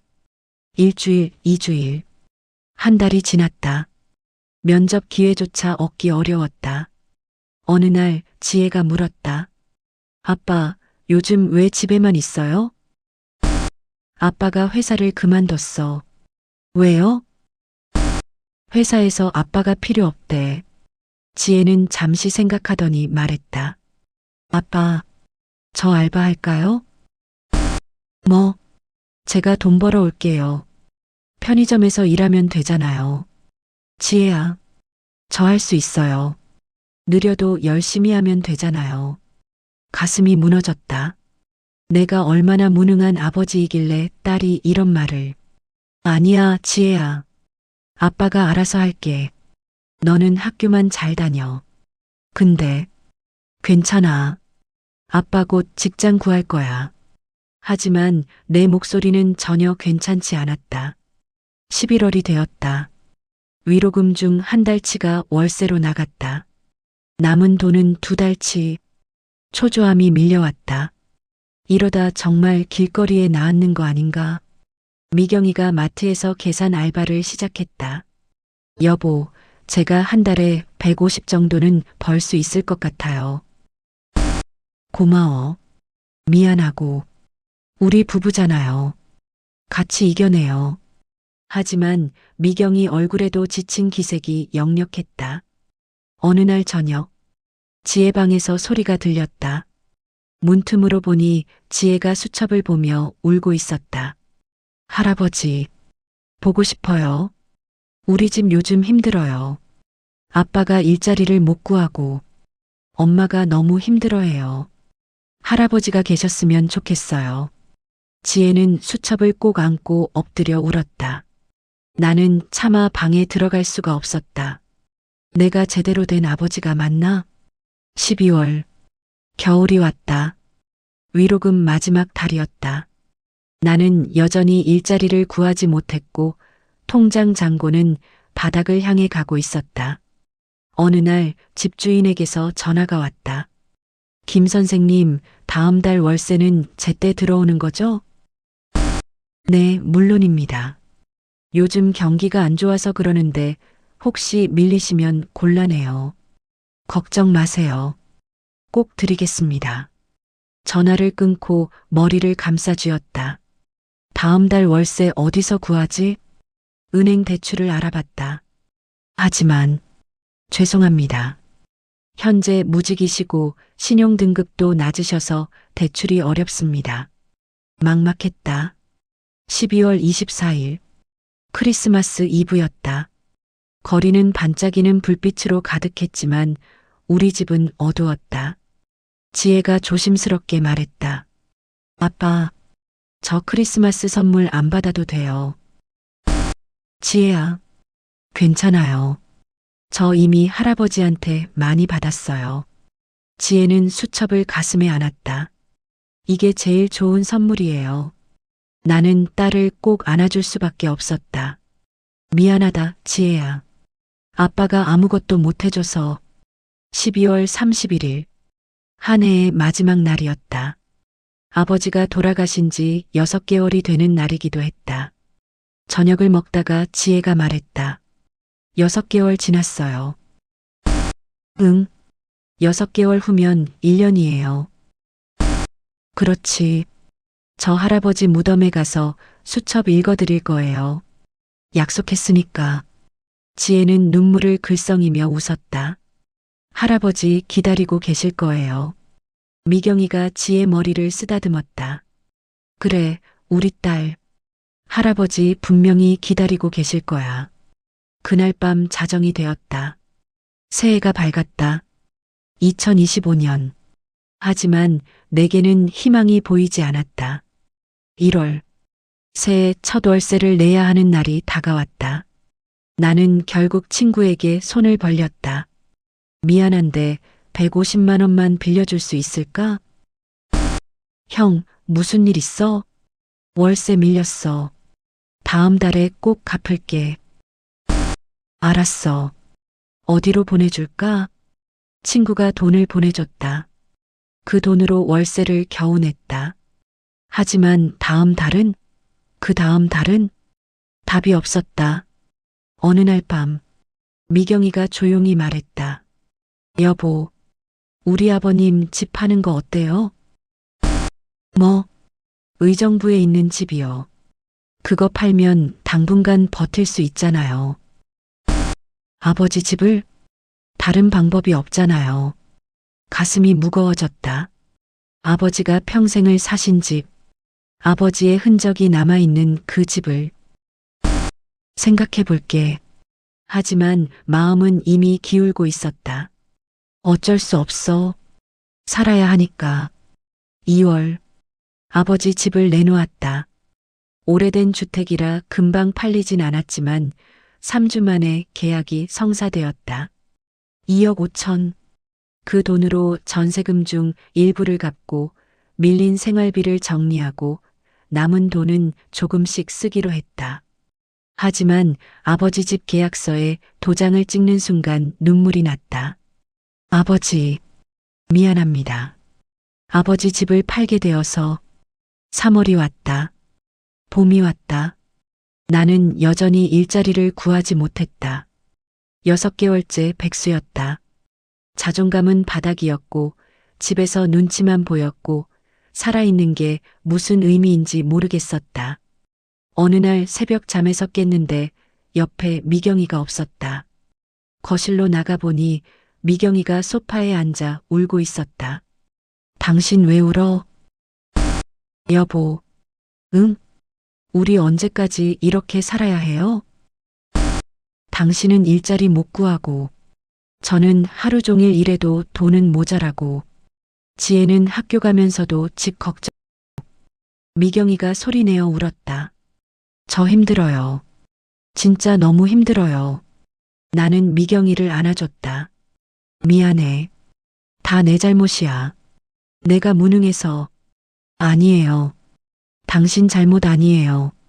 세상이 너무 각박한 거죠. 우리는 그렇게 한참을 안고 울었다. 4월. 벚꽃이 피었다. 작년 이맘때 아버지를 우리 집으로 모셔왔었다.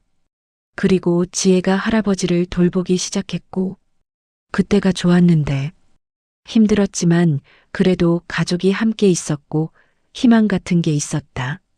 그런데 지금은 모든 게 무너진 것 같았다.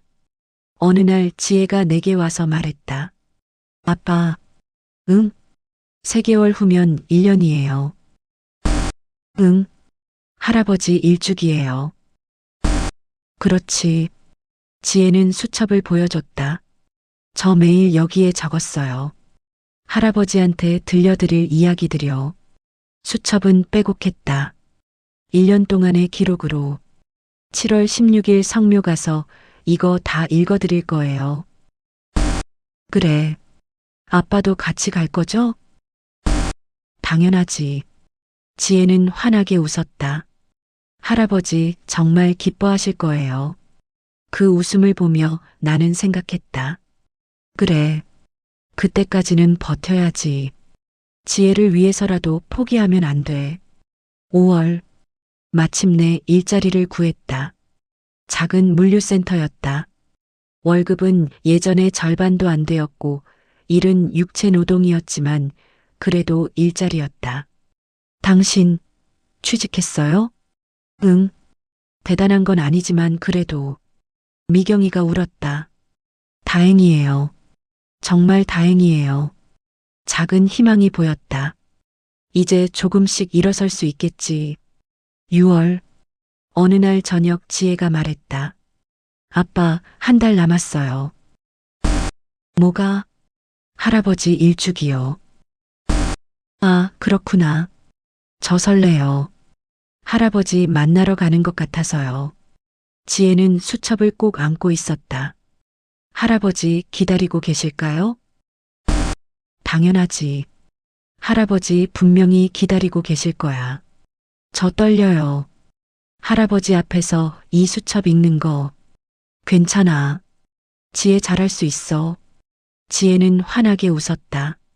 그리고 2025년 7월 16일이 다가왔다. 할아버지 일주기. 약속의 날이. 2025년 7월 16일. 아버지 일주기. 새벽부터 눈이 떠졌다. 오늘은 특별한 날이었다.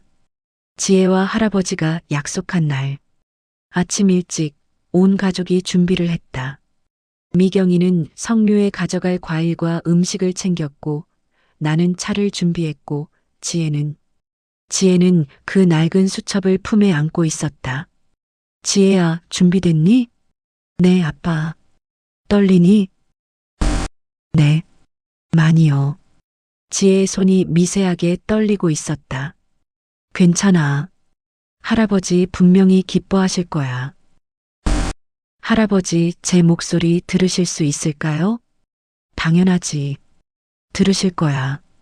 군대에서 휴가 나온 민준이도 함께였다. 누나, 오늘 정말 수첩 읽을 거야? 응. 약속했으니까. 대단하다, 진짜. 차를 타고 납골당으로 향했다. 1시간 거리였다. 차 안은 조용했다.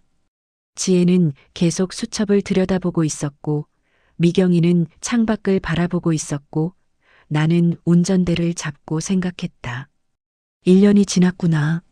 아버지, 보고 싶습니다. 납골당에 도착했다. 아버지의 위패가 있는 곳으로 올라갔다.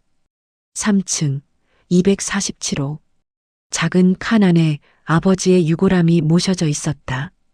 김성수 1947-2024. 사진 속 아버지는 웃고 계셨다. 지혜가 아버지 사진 앞에 무릎을 꿇었다. 할아버지, 왔어요. 지혜의 목소리가 떨렸다. 1년 만이에요. 보고 싶었어요. 나도 옆에 무릎을 꿇었다. 아버지, 아들 왔습니다. 미경이와 민준이도 절을 올렸다. 차례상을 차렸다. 과일, 나물, 전. 아버지가 좋아하시던 것들로 향을 피우고 술을 따르고 절을 올렸다. 그리고 지혜가 말했다. 지금 수첩 읽어도 될까요? 그래, 읽어. 지혜는 떨리는 손으로 수첩을 펼쳤다. 그 낡고 두꺼운 수첩을. 할아버지, 약속 지켰어요. 지혜가 눈물을 글썽이며 말했다.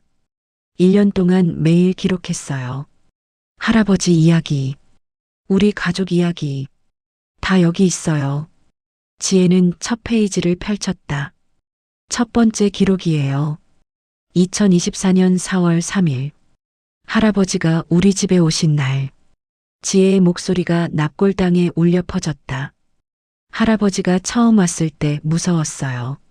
할아버지가 저를 못 알아보셔서 슬펐어요. 근데 할아버지 손이 따뜻했어요. 할아버지가 웃으실 때 정말 좋았어요. 4월 10일. 할아버지랑 처음 수첩 봤어요. 할아버지가 우리 손녀 참 착하구나라고 하셨어요. 그 말 들었을 때 너무 행복했어요. 지혜는 한 장 한 장 넘기며 읽었다. 5월 2일. 할아버지가 저를 못 알아보셨어요. 무서웠어요. 울었어요. 근데 다시 할아버지 손 잡았어요. 할아버지 제 손 꼭 잡아주셨어요. 5월 15일. 할아버지랑 산책했어요. 할아버지가 까치 보고 좋아하셨어요. 할아버지 웃는 얼굴 정말 예뻤어요. 나는 듣고 있었다. 1년간의 기록을, 우리가 함께했던 순간들을. 6월 14일. 할아버지 정신이 맑아지셨어요. 저를 지혜야라고 불러주셨어요. 할아버지랑 산책 갔어요. 할아버지가 비밀 얘기해 주셨어요. 지혜의 목소리가 떨렸다. 할아버지가 지혜야, 할아버지 곧 없어질 거야. 근데 슬퍼하지 마. 할아버지는 항상 내 곁에 있을 거야 라고 하셨어요. 저 울었어요. 할아버지도 우셨어요. 우리 약속했어요. 1년 후에 만나기로. 민준이가 울고 있었다. 미경이도 눈물을 닦고 있었다. 나도 눈물이 멈추지 않았다. 7월 15일. 할아버지가 병원에 가셨어요. 할아버지 손 너무 차가웠어요. 무서웠어요. 근데 할아버지가 마지막으로 웃으셨어요. 저를 보고 웃으셨어요. 7월 16일. 할아버지가 하늘로 가셨어요. 너무 슬펐어요.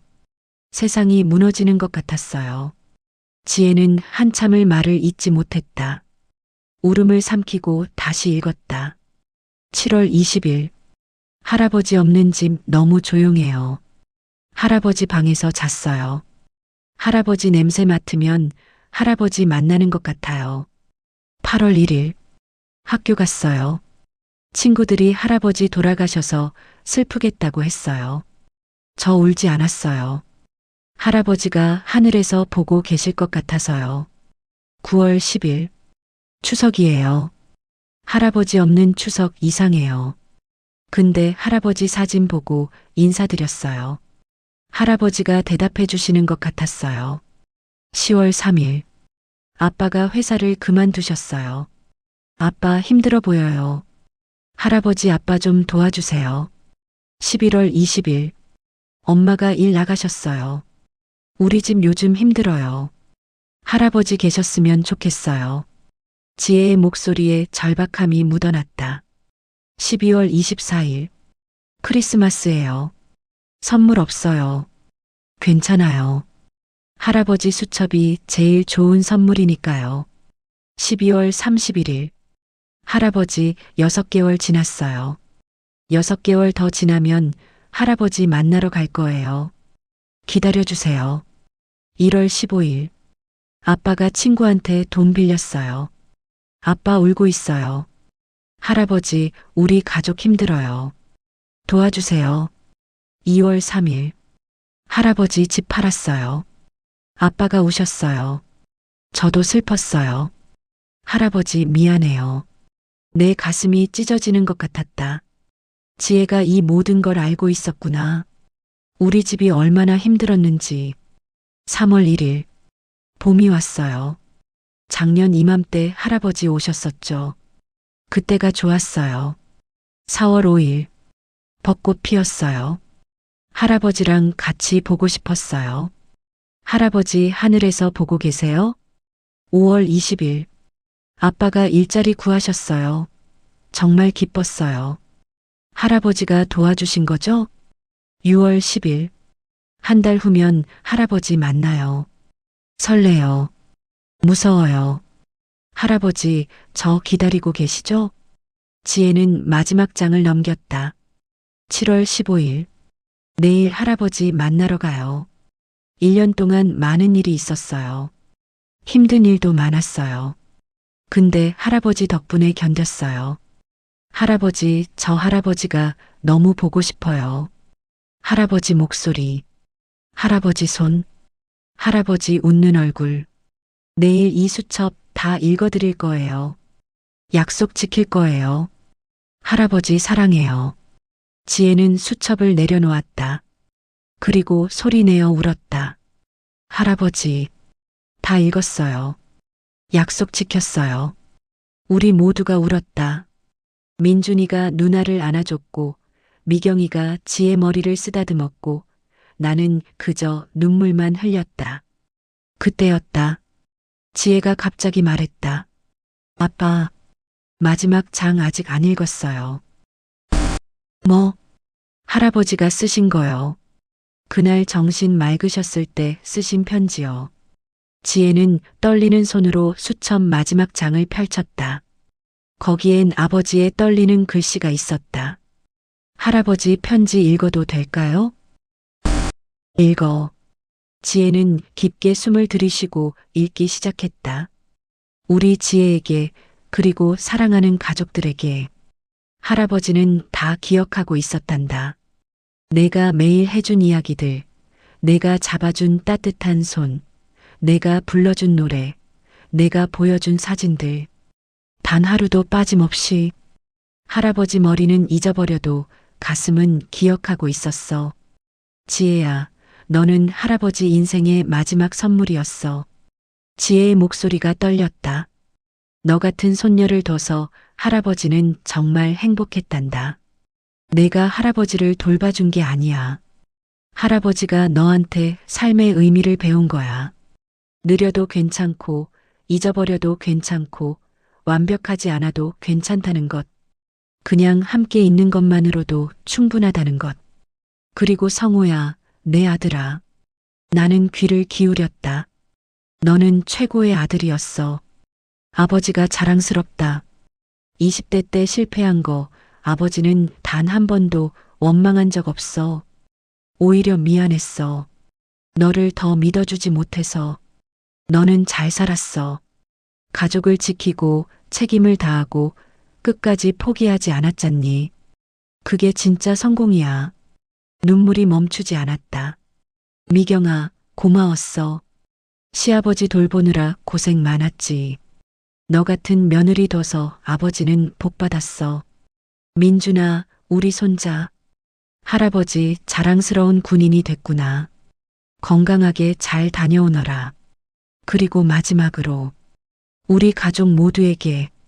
지혜는 마지막 문장을 천천히 또박또박 읽었다. 인생은 완벽하지 않아도 돼. 느려도 괜찮아.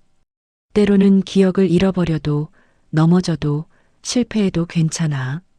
중요한 건 함께 있다는 거야. 서로를 기다려준다는 거야. 포기하지 않는다는 거야. 할아버지는 너희와 함께한 마지막 시간이 인생에서 가장 행복했어. 사랑한다, 우리 가족들. 항상 너희 곁에 있을게. 마이너스 할아버지 김성수. 지혜는 수첩을 덮었다. 그리고 아버지 사진을 보며 말했다. 할아버지, 다 읽었어요. 할아버지 마음 다 알았어요. 저도 할아버지 사랑해요. 정말 정말 많이. 지혜는 사진을 꼭 안았다. 나도 아버지 사진 앞에 무릎을 꿇었다. 아버지, 감사합니다. 저를 아들로 인정해 주셔서 제가 잘 살겠습니다. 약속드립니다. 미경이도 민준이도 모두 절을 올렸다. 한참을 그렇게 있었다. 납골당 안은 조용했지만 뭔가 따뜻한 기운이 감돌았다. 아버지가 여기 계시는 것 같아. 지혜가 조용히 말했다. 할아버지 행복하시죠? 우리 할아버지 약속 지켰어요. 이제 우리도 행복하게 살게요. 할아버지 걱정하지 마세요. 그리고는 환하게 웃었다. 처음으로 진짜 편안한 웃음이었다. 납골당을 나오는 길. 햇살이 따뜻했다. 지혜가 내 손을 잡았다. 아빠 후련해요. 그래. 네. 할아버지한테 다 말씀드린 것 같아요.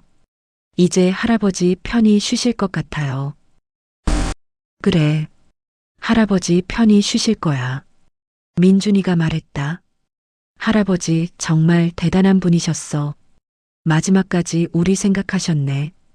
미경이가 고개를 끄덕였다.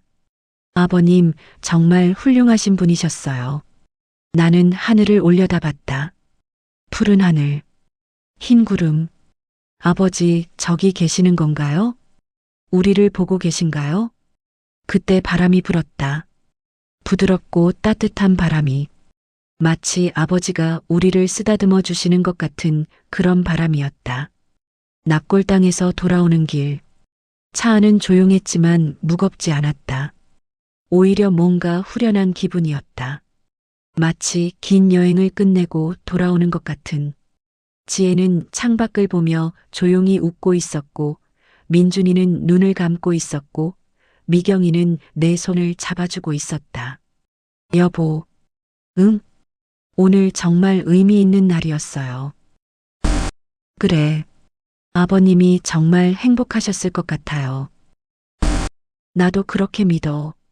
내 가슴 속에서 무언가가 풀어지는 느낌이었다. 아버지, 이제 편히 쉬세요. 집에 도착했다. 현관문을 열고 들어서는데 이상하게 집이 밝아 보였다.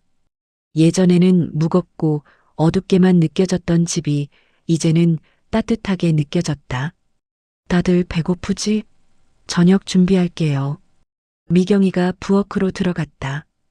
엄마, 제가 도와줄게요. 지혜가 따라 들어갔다. 민준이는 소파에 앉아 TV를 켰고 나는 거실 창가에 서서 밖을 바라봤다. 해가 지고 있었다. 붉은 노을이 하늘을 물들이고 있었다. 아버지도 저 하늘 어딘가에서 이 노을을 보고 계실까? 저녁 식사 시간. 온 가족이 식탁에 둘러앉았다. 예전에는 4식구였는데 지금은 5식구 같았다. 아버지도 함께 계시는 것 같은 느낌이었다. 자, 다들 먹어요. 미경이가 밥을 푸며 말했다. 오늘 고생했어, 지혜야. 아니에요. 저 오늘 정말 기뻤어요. 지혜가 환하게 웃었다. 할아버지한테 약속 지킨 것 같아서요. 민준이가 말했다. 누나, 진짜 대단해. 1년 동안 매일 수첩에 적었다며? 응. 하루도 안 빠졌어. 존경한다, 진짜. 민준이는 진심으로 말하고 있었다. 나도 지혜를 바라봤다. 지혜야. 네, 아빠. 아빠가 너한테 고맙다. 네. 할아버지를 그렇게 잘 돌봐줘서, 그리고 우리 가족을 지켜줘서. 지혜는 고개를 저었다. 아니에요, 아빠. 제가 할아버지한테 더 많이 받았어요. 뭘? 할아버지가 저한테 가르쳐 주셨어요. 제가 누군가에게 필요한 사람이 될 수 있다는 거요. 지혜의 눈에 눈물이 고였다. 저 평생 누군가한테 짐이라고만 생각했거든요. 느리고 못하고 도움만 받는 사람이라고. 지혜야. 근데 할아버지가 저를 필요로 해주셨어요. 제가 할아버지를 도울 수 있었어요. 그게 너무 행복했어요. 미경이가 지혜를 안아줬다. 우리 딸 정말 대단한 아이야. 우리는 그렇게 한참을 서로를 안아줬다. 식사 후 민준이가 부대로 돌아갈 시간이었다. 아빠, 저 이제 가봐야 해요. 그래. 조심해서 가고. 할아버지 진짜 좋은 분이셨어요. 제가 어릴 때 더 잘해드릴 걸 그랬어요.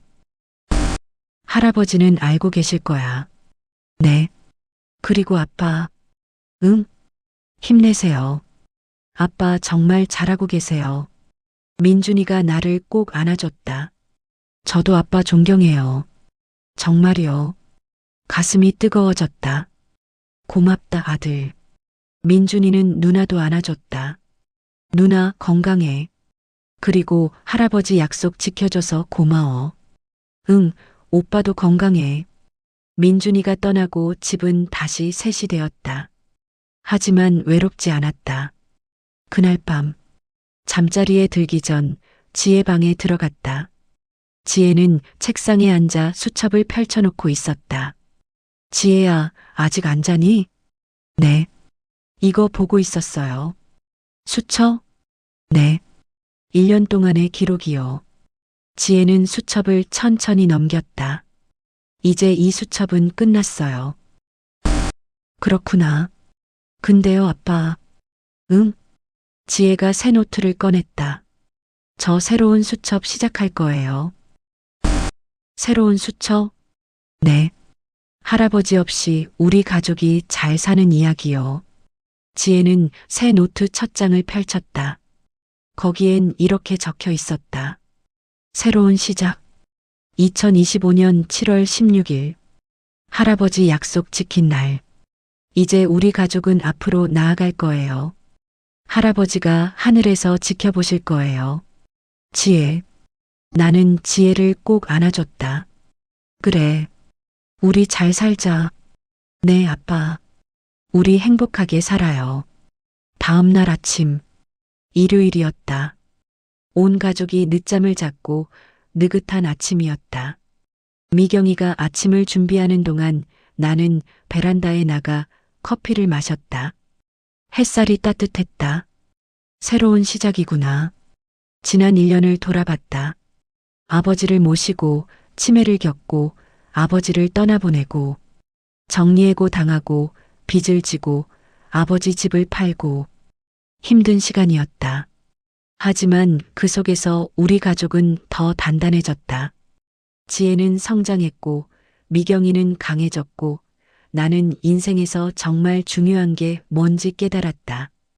돈도 아니고 성공도 아니고 가족이구나. 함께 있다는 것. 그것만으로도 충분한 거구나. 아침 식사 후 지혜가 말했다. 아빠, 엄마, 오늘 공원 갈까요? 공원? 네. 할아버지랑 자주 가던 그 공원이요. 좋지. 가자. 우리 셋은 동네 공원으로 나갔다. 날씨가 정말 좋았다.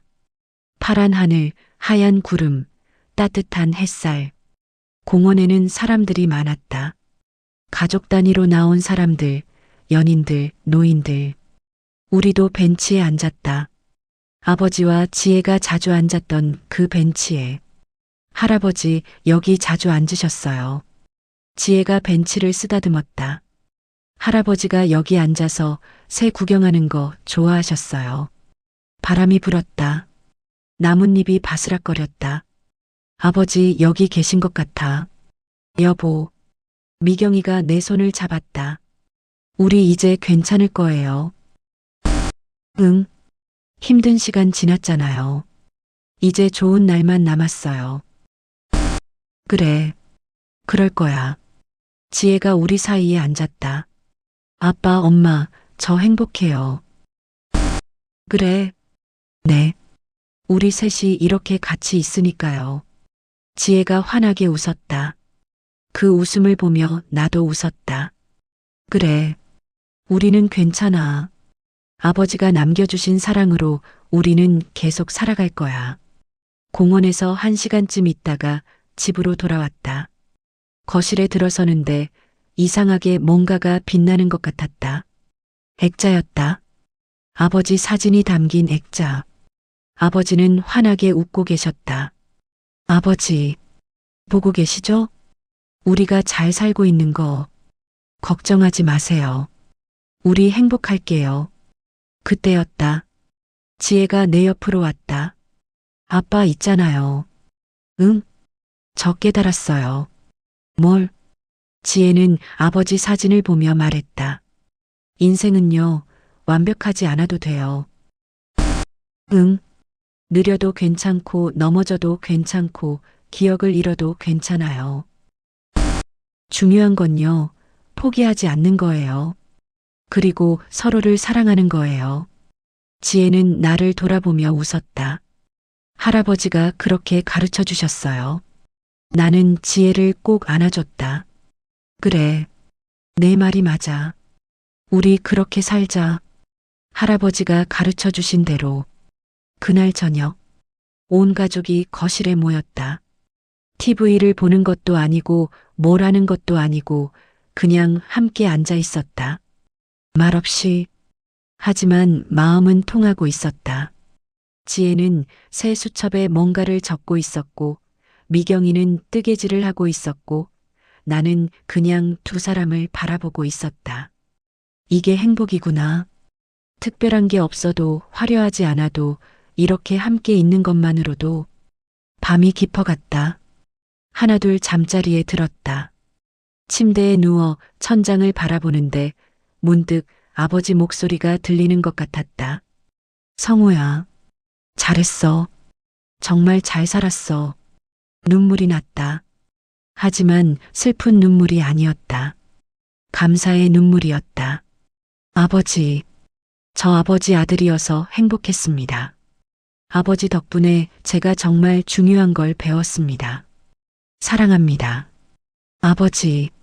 다음 날 아침, 월요일이었다. 출근 준비를 하고 현관문을 나서는데 지혜가 뛰어나왔다. 아빠, 잠깐만요. 왜? 지혜는 작은 종이를 내 손에 쥐어줬다. 이거요. 펼쳐보니 이렇게 적혀 있었다. 아빠 파이팅! 오늘도 좋은 하루 보내세요. 할아버지도 응원하고 계세요. 사랑해요. 딸 지혜. 가슴이 뜨거워졌다. 고맙다, 지혜야. 아빠도 파이팅! 지혜가 환하게 웃으며 손을 흔들었다. 나도 웃으며 손을 흔들고 계단을 내려갔다. 발걸음이 가벼웠다. 오늘도 열심히 살아야지. 아버지가 보고 계시니까. 지혜가 응원하고 있으니까. 에필로그. 그로부터 6개월이 지났다. 2026년 1월. 새해가 밝았다. 우리 가족은 여전히 평범하게 살고 있다. 나는 물류센터에서 일하고 있고 월급은 많지 않지만 꾸준하다. 미경이는 마트 알바를 그만두고 집에서 온라인 쇼핑몰을 시작했다. 수익은 적지만 보람이 있다고 한다. 지혜는 대학교 3학년이 되었다. 여전히 느리지만 포기하지 않고 열심히 다니고 있다. 그리고 민준이는 제대했다. 취업 준비 중이지만 밝게 웃으며 지내고 있다. 어느 일요일 오후 온 가족이 공원에 나왔다. 아버지와 지혜가 자주 가던 그 공원. 벤치에 앉아서 도시락을 먹고 이야기를 나누고 그냥 평범한 시간을 보냈다. 지혜가 말했다. 할아버지 보고 계실까요? 당연하지. 하늘에서 보고 계실 거야. 할아버지, 우리 행복한 거 보고 계시죠? 응, 분명히. 민준이가 말했다. 할아버지 정말 대단한 분이셨어. 돌아가시고도 우리에게 이렇게 큰 선물을 남기셨잖아요. 무슨 선물? 서로 사랑하는 법이요.